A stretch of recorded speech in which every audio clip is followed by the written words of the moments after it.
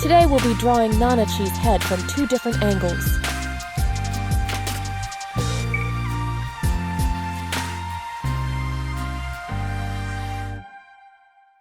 On the left, you'll see Nanachi's head from the front. I've included this red Loomis breakdown as a reference to help you place the facial features accurately throughout the process. Okay, first things first. To keep everything on the canvas, I'll start by mapping the height of the head and those big ears. They're roughly equal in size, so keep that 1-to-1 ratio in mind. We're also leaving some space below for the upper body. Next, we'll sketch a circle for the cranium. Keep it slightly smaller than the total head height to leave room for the jaw later. This cross on the front marks the perspective of the face. We'll do the same for the side. If you find it hard to wrap your head around the sphere, just imagine the front and side planes of a box in perspective. Now we'll drop the vertical midline for the face.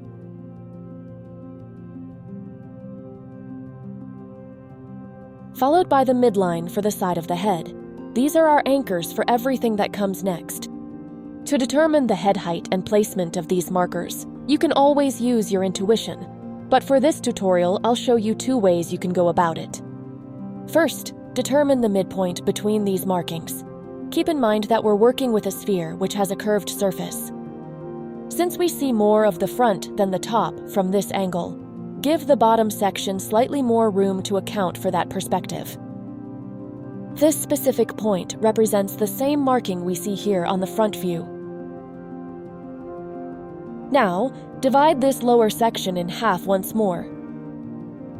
From here, you can take the height of one segment and stack 4 more below the sphere's midline. Remember to reduce the spacing slightly as you move downward to account for the perspective. Don't worry if your spacing isn't 100% perfect. There's no extreme foreshortening going on here, so you'll be fine. An alternative way is to first locate the bottom of the sphere, which sits level with this marker on the face. This is a more geometric approach, so don't worry about skipping ahead if it feels a bit too complex right now. So, to locate the bottom of the sphere, drop a vertical line from the center of the sphere, keeping it parallel to this midline. Next, extend the midline on the side downward to gauge the very bottom of the sphere's curvature. Now, parallel to this line, draw an axis through that point at the bottom following the perspective. This marks the exact bottom of the sphere from this specific angle. I know the technical setup can be a bit overwhelming, so if you made it through, great job! Before I leave you to the drawing, keep in mind that anime proportions are often adjusted depending on the angle. It's a deliberate design choice. For example, you'll notice that the space between the eyes is often slightly wider in this 3/4 view than it is from the front. From my observation, Nanachi's eyes are treated as if they sit on a rather flat facial plane from various angles. While there are moments where this rule is ignored for a more curved look, it's a common stylistic choice for this character. Maybe we'll explore those other angles in a future video. Having said that, now that the hard part is out of the way, let's get to the fun part. There won't be any more narration from here on out, so please enjoy the process and have fun drawing.